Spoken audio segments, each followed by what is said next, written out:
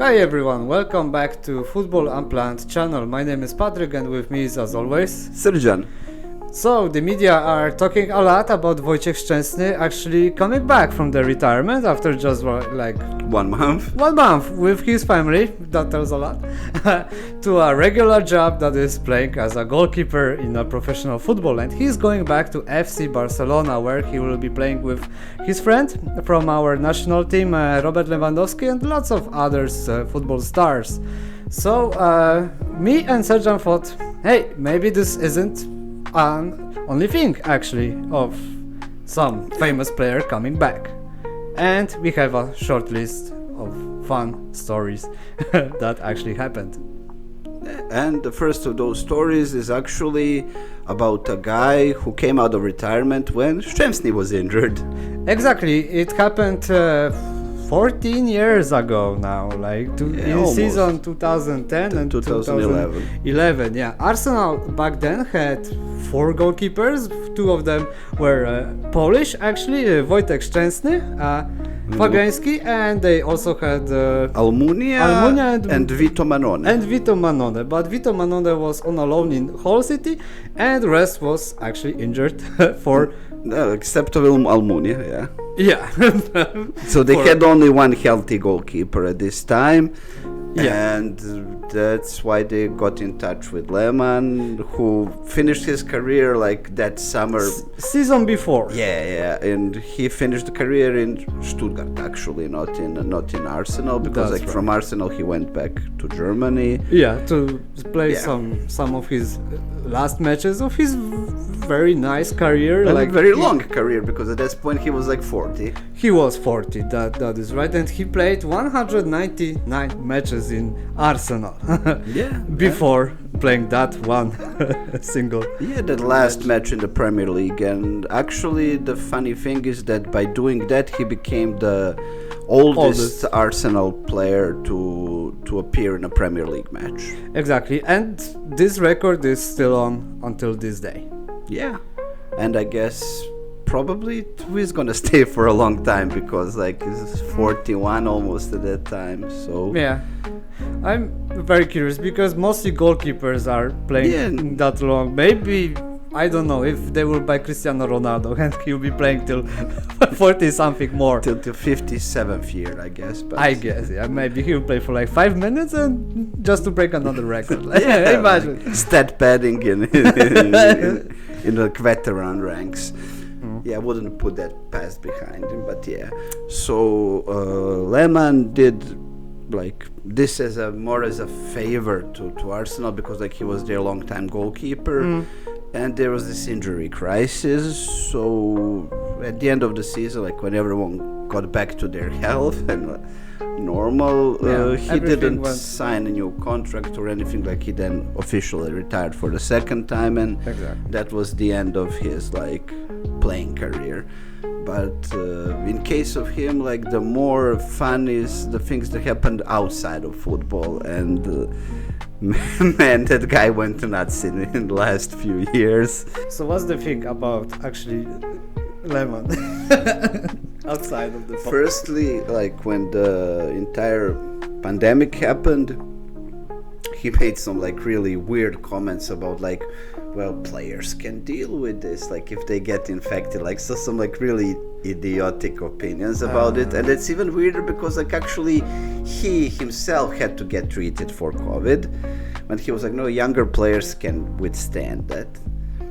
And it's like, are you insane? Like what's wrong with you? Really? Yeah. But yeah, and then he made it even worse when while he was still at Hertha Berlin, he accidentally sent a message to his colleague. Accidentally? Yeah, accidentally sent it to a wrong person, and then he called him there like a token black guy. That's like well, happens to anyone. Man, that's like weird. And yeah, it kept getting weirder and weirder. Like this story about like his neighbor's garage.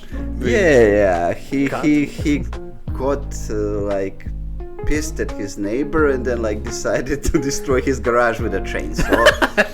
And now he has to pay like over 100,000 euros in damages or some like weird stuff.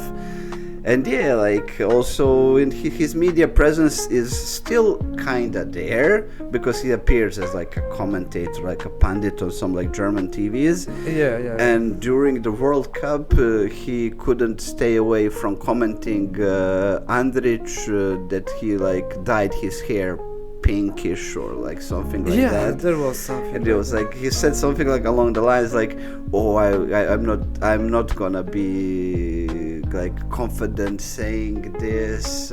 He tomorrow may like say that he's a woman or some things." And then then like FIFA should ban these like haircuts and stuff. Like, man, like the guy. Who cares, really? Literally, like, and the guy overnight turned into this like weird uncle that on Facebook like starts reading into conspiracy theories and like this like far right. He knows and sees more. Yeah, he opened like, his eyes.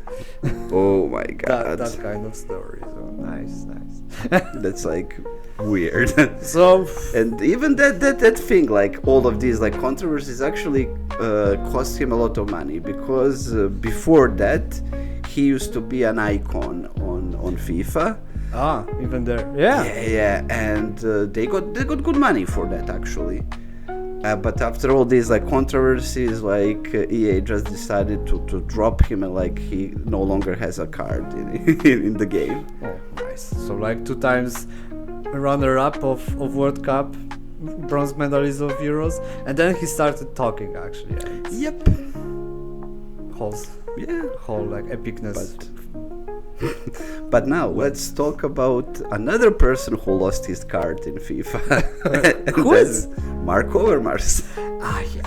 Marc Overmars is the next. Marc Overmars ended his career in 2004. He was a striker, so way earlier than Jens Lehmann, but still a very famous player. And after 4 years and something, he returned to his kid club. Go Ahead Eagles. Yeah, it's like a small yo-yo club in Holland that at that point was in the second league. I think at this point they are again in the second league. Mm-hmm. But yeah, like he ended his career a bit prematurely because of like the injury issues he had in Barcelona all the time. Of knee, and even like the doctors told him to stop retire. playing. Yeah. But he did like that return, and of course like he didn't play nearly as well as he was able to. Of course. But at least he didn't get like re-injured, and this was like a more substantial like comeback because he played like 20 plus matches for them at least without scoring, so that's that's a shame. Yeah, but he played his role. Yeah.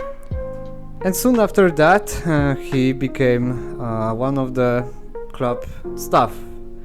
Actually, he was working as a sports director. At Ajax, in Ajax, and also in the Go Ahead Eagles. And that will be basically it, if not the fun story, actually, after being a football player. Just like with Jens Lehmann. When he started talking, like how magic just went gone. Because after he returned to a retirement, he became a staff member of the Go Ahead Eagles. He was very high, like in the hierarchy. He was even a shareholder of the club. Even a shareholder, and then like whole fun started actually going. I mean, the fun started when he went to Ajax actually, like a few years later. Yeah. And then recently as well, a few years ago, I think like 2 years ago. Yeah, 2022. Yeah, okay. The stories started to come out about his weird behavior. Yeah. Let's put it lightly. Like we don't want to get sued. Never. So yeah, we don't have the money for that. Okay, so he got accused by several staff members of Ajax that he was sending them inappropriate messages, and on 1 or 2 cases allegedly he even sent his own, well, Parts. so yeah, that was fun. And he immediately resigned from the position in Ajax because he knew that it was like a It's over. bad press for him and everything. But the weirdest thing is that another club gave him a shot at being a like sports director, and it's not a small club because their club played Champions League last year. It's like Royal Antwerp, and he's there for 2 years now. That's So, I mean, everyone deserves a second chance, but actually he got even a ban of yeah, now working he's anywhere banned. near. Like from this year, he's banned for working for 1 year. Yeah. But yeah, I mean, second chance is second chance. But like, some things should like if you did something like a million times, that's like Very you likely to- already burned like a lot of bridges, and Yeah. like I think like the sponsors of Royal Antwerp would agree with me because like 4 of them pulled out of the club or Yeah. when he was appointed. Of course, because they didn't want to be recognized with his Yeah. face, like with like his they image. didn't want the bad press that will come out of it, and Exactly. like same with EA, because like as soon as they removed Lehmann, well, the next in line was Overmars. Yeah, and was this card any good, actually? Nah, Did you had it? No.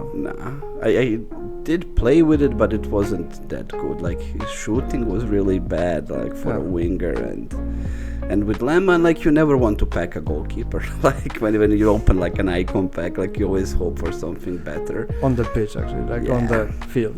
But yeah, the next person we can talk about is a card that was really good, and that was a card that caused a lot of people in FIFA 21 PTSD.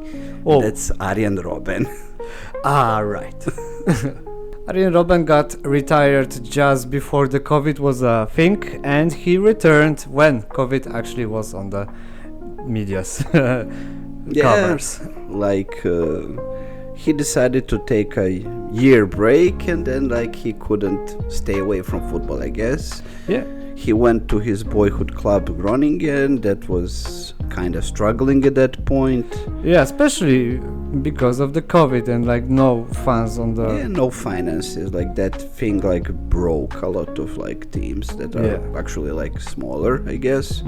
Mostly the But, yeah. smaller ones, of course. Unfortunately, well, he had a legendary career. Like Of he course. was there for like Chelsea rise. He was there for Even Real Madrid, and yeah. then like he And was best one of the years of most Bayern Munich. yeah, one of the most legendary wingers for Bayern Munich. And like he and Ribéry were a nightmare. Like one on one side, another on other side. Yeah. Like one of the best duos. Like It was a shame that Ribéry was actually French. Like they weren't playing together in the one national team, because that would be a banger also on World Cups and like Euros. like the most dynamic duo there is, like literally. But yeah, unfortunately, like he didn't help them a lot on the field. Exactly. Like he played only 6 matches, and that's well. And saying only a lot. one of them was for 90 minutes, and yeah, his first return match, ended up after half an hour. Yeah, like out of the pitch. And out of the pitch, injured. And he was injured for a month, and then he played another match for also just like couple of minutes, and he was out for half a year. So Yeah, thanks so for nothing, Arjen. that's like the body telling him that he can stop, actually. Yeah. But yeah, And after this long stop, he played then this one full-time match, but they lost 1-0, and it was actually a very important match. And in his last match, he got 2 assists. So at least something. at least he can say, at least in the last one, I proved myself once Yeah, again. he went out on a high, like as well he deserved as a legend that he is, actually. He is, and always will be. And also in FIFA, he got like a sick card, you said. one time. Yeah, that one in FIFA 21, that was in everyone's team. and he was actually expected to be an icon or a hero this year, but actually no. Like the new release came out earlier in September, and he is not in the game still. So maybe next year. Probably. Maybe actually. later. He should be. Like, he's a medalist of World Cups. 2 World Cups. Yeah. And the next player on our list is, well, one of my favorite defensive midfielders of all times. And also mine. Edgar Davids. Edgar Davids. Yeah, he was like insane. Like in his prime, like that man was an animal. Exactly. And I really loved him. Like, he was like nicknamed Pitbull for a reason. Like, he was playing as such. Yeah, I also remember here in my good old days, many kids had his like shirts with Davids. Yeah, because behind. like it's, Everyone wanted to also look cool like Edgar Davids. Like, yeah, and like people think that it's like cool, or it's also like stylish. But actually, like, his glasses were because like he had glaucoma. Like, it's not by choice. It's like, yeah, but that's what made him actually more recognizable. Yeah, like the glasses and the dreadlocks. Like, he had the unique look, and that's like, he will also be remembered by that. So yeah, like he finished his career aged 37. Well, not so successfully with Crystal Palace. But then he decided to come back in the 4th tier of English football, where he started as a manager. Also, like, he was a player manager. Yeah, he tried his strength, his knowledge actually about football, but nothing good actually went up. Like, he was a way better football player than they got relegated actually to 5th tier. He made things even worse. Yeah, I mean, like, we learned as the hard way with like Maradona and all of these like players who were like the top tier players. Like, they weren't able to like reproduce the same as managers. Exactly, like Diego Maradona, I remember him going for South Africa World Cup in 2010 with Argentina, and he just took some players to the squad because he dreamed that they were holding the World Cup like trophy, and yeah, there's like pure vibes, like that's it, like, pure Maradona. Like. Yeah, I mean, what to expect, man? Yeah, but let's Edgar go back Davids, to Davids. Edgar Davids was actually I hope at least more normal, thoughtful about his squad choices, but yeah. I mean, what kind of choice can you make when you like manage Barnet? So our list ends with Paul Scholes, one of the golden generation era of Manchester United players. Yeah, class of 92, and that's like one of the most substantial comebacks actually, because like he didn't do like as Lehmann and as like Robben to play just like one match or two. 5 of 7, yeah. Yeah, like he stayed there for the entirety of that season, and he actually like re-signed for another season with United. Yeah, actually the whole story of his retirement started around 2010. When he actually played his farewell match with New York Cosmos back then. Now it's New York Red Bull or New York City. It's like a completely different team actually. Like, I don't think the team actually exists because or even like back in the days when MLS was still like very niche thing, like Americans. That's like the 70s club, like exactly, something like that. I think they don't exist as a franchise, or maybe they do, but in like a lower capacity, like not 100% sure. All right. Anyway, Paul Scholes played with on his like farewell match with New York Cosmos, scored a very wonderful goal outside of the box.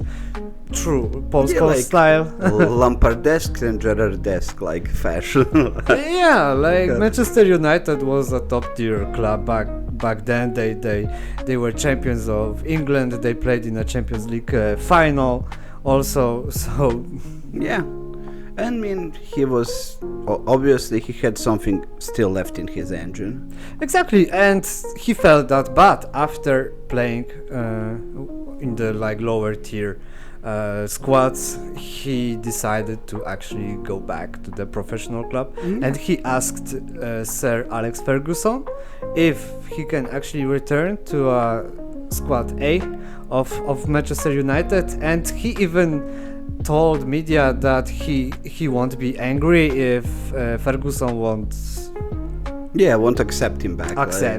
Allow him going back, because he has some other clubs, and I'm not sure which ones, but that actually was never like said publicly, as I remember.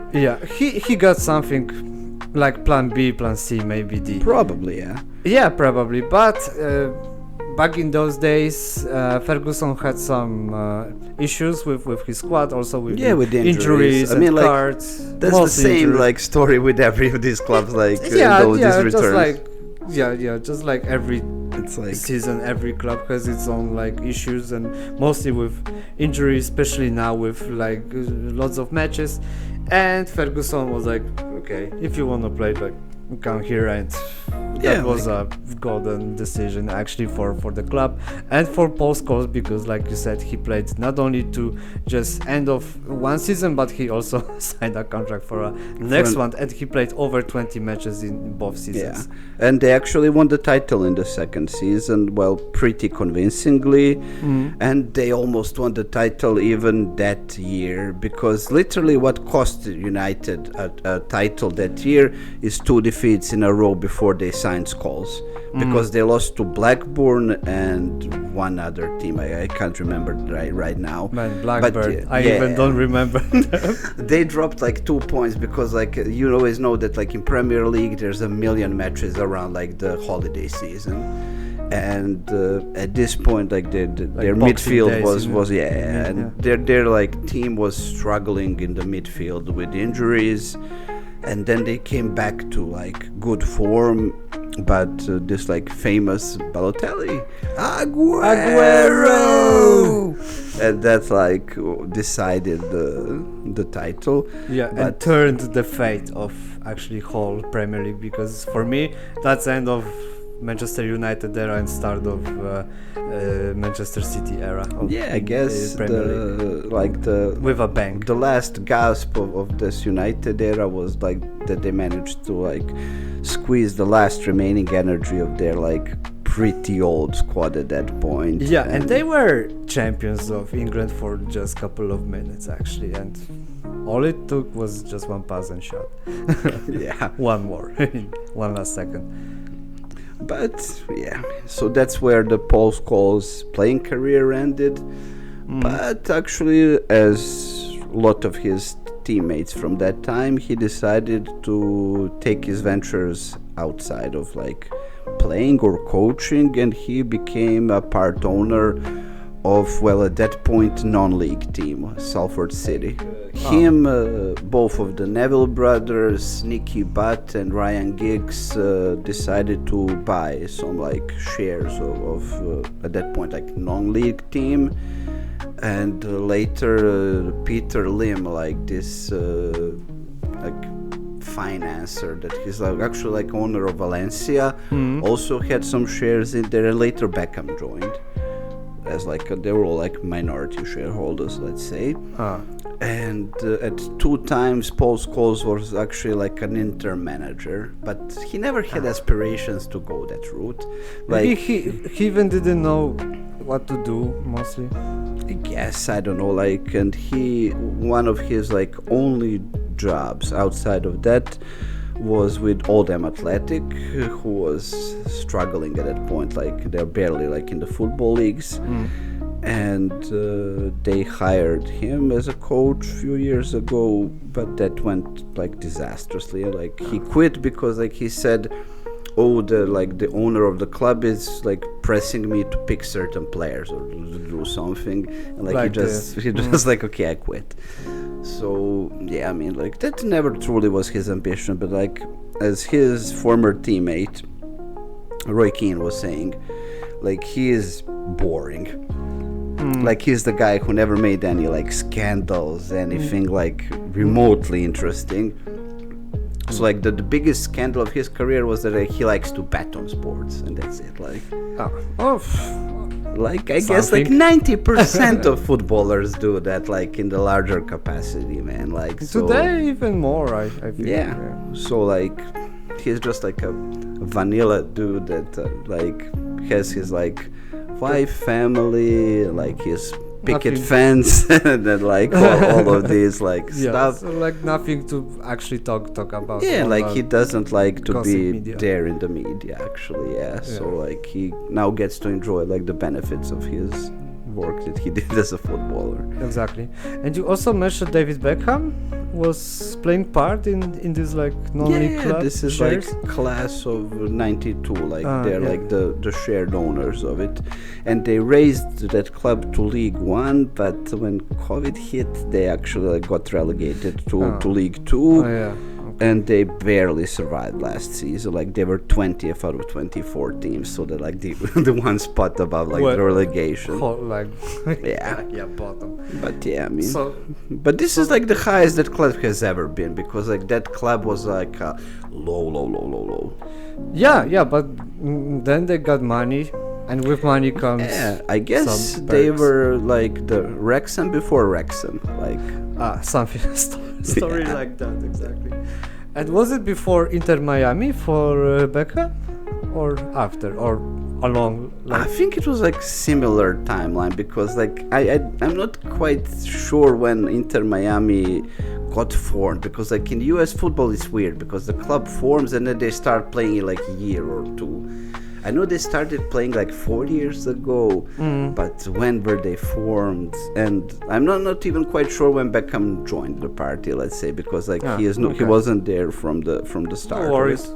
So yeah, guys, these were our thoughts about some famous comebacks. Some of them were successful, some of them were, well, unfortunately a bit less successful.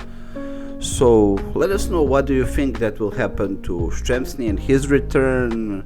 Do you have in mind any other players who did similar things?